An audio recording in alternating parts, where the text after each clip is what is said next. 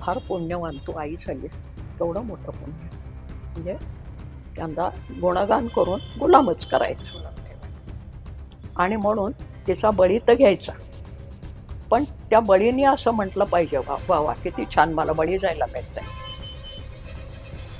Victim, त्या बळीलाच victim करायचं, त्या बळीलाच वाहक करायचं त्या व्यवस्थेचा.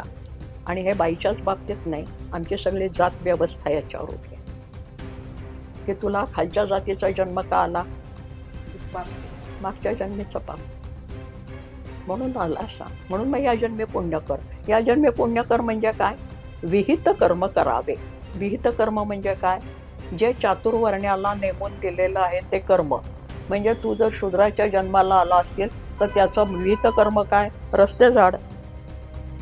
म्हणजे परत तू रस्तेच झाड या जन्मी, तर पुढच्या जन्मी तुला मिळेल. कोणी पाहिला पुढचा जन्म,